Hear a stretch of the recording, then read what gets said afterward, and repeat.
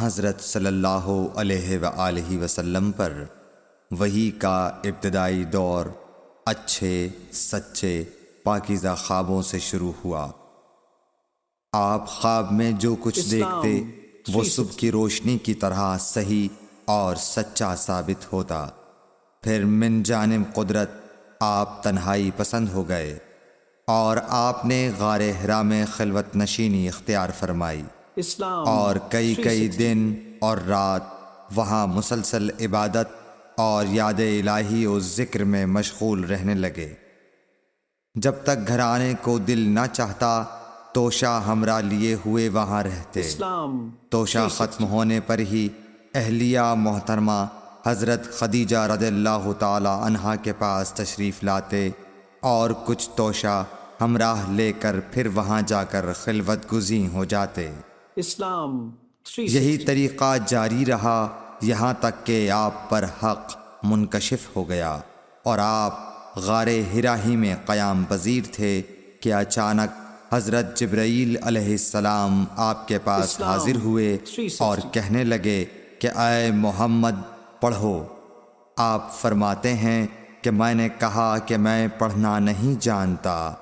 آپ صلی اللہ علیہ وسلم فرماتے ہیں کہ فرشتے نے مجھے پکڑ کر اتنے زور سے بھینچا کہ میری طاقت جواب دے گئی۔ پھر مجھے چھوڑ کر کہا پڑھو۔ میں نے پھر وہی جواب دیا کہ میں پڑھا ہوا نہیں ہوں۔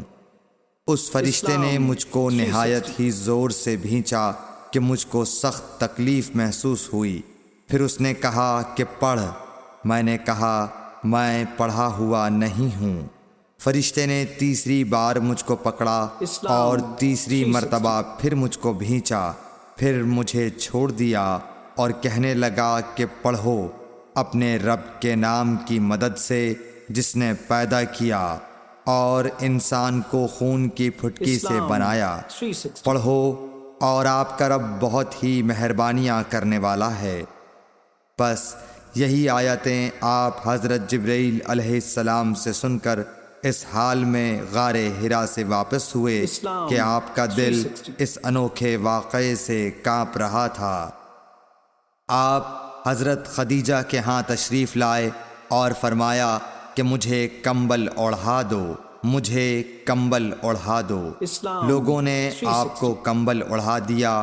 جب آپ کا ڈر جاتا رہا تو آپ نے اپنی زوجہ محترمہ حضرت خدیجہ رضی اللہ تعالی عنہا کو تفصیل کے ساتھ یہ واقعہ سنایا اور فرمانے لگے کہ مجھ کو اب اپنی جان کا خوف ہو گیا ہے۔ آپ کی اہلیہ محترمہ حضرت خدیجہ رضی اللہ تعالی عنہا نے آپ کی ڈھارس بندھائی اور کہا کہ آپ کا خیال صحیح نہیں ہے۔ اللہ کی قسم آپ کو اللہ کبھی رسوا نہیں کرے گا۔ آپ تو اخلاق فاضلہ کے مالک ہیں۔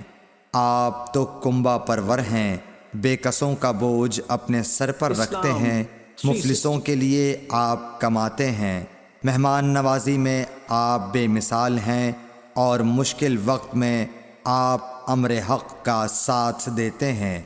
ایسے اوصاف حسنہ والا انسان یوں بے وقت ذلت و خواری کی موت نہیں پا سکتا۔ پھر مزید تسلی کے لیے حضرت خدیجہ رضی اللہ تعالی عنہا آپ کو ورقہ بن نوفل کے پاس لے گئیں جو ان کے چچا زاد بھائی تھے اور زمانہ جاہلیت میں نصرانی مذہب اختیار کر چکے تھے اور عبرانی زبان کے کاتب تھے۔ چنانچہ انجیل کو بھی حسب منشائے خداوندی عبرانی زبان میں لکھا کرتے تھے۔ انجیل سریانی زبان میں نازل ہوئی تھی، پھر اس کا ترجمہ عبرانی زبان میں ہوا۔ ورقہ اسی کو لکھتے تھے۔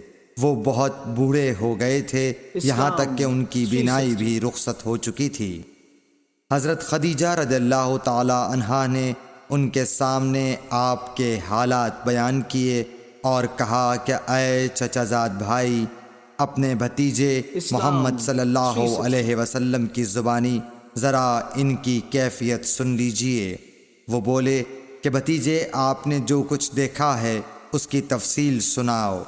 چنانچہ آپ صلی اللہ علیہ وآلہ وسلم نے از اول تا آخر پورا واقعہ سنایا، جسے سن کر ورقہ بے اختیار ہو کر بول اٹھے کہ یہ تو وہی ناموس معزز رازدان فرشتہ ہے جسے اللہ نے حضرت موسیٰ علیہ السلام پر وحی دے کر بھیجا تھا۔ کاش میں آپ کے اس عہد نبوت کے شروع ہونے پر جواں عمر ہوتا، کاش میں اس وقت تک زندہ رہتا جب کہ آپ کی قوم آپ کو اس شہر سے نکال دے گی۔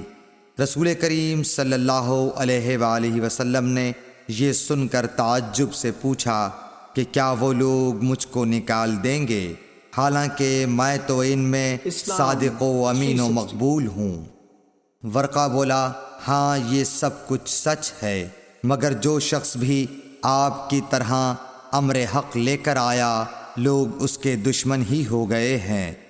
اگر مجھے آپ کی نبوت کا وہ زمانہ مل جائے تو میں آپ کی پوری مدد کروں گا، مگر ورقہ کچھ دنوں کے بعد انتقال کر گئے، پھر کچھ عرصے تک وحی کی آمد موقوف رہی۔ صحیح بخاری حدیث نمبر 3۔ قرآن و حدیث کی سب سے بڑی موبائل ایپ اسلام 360 مفت ڈاؤن لوڈ کریں۔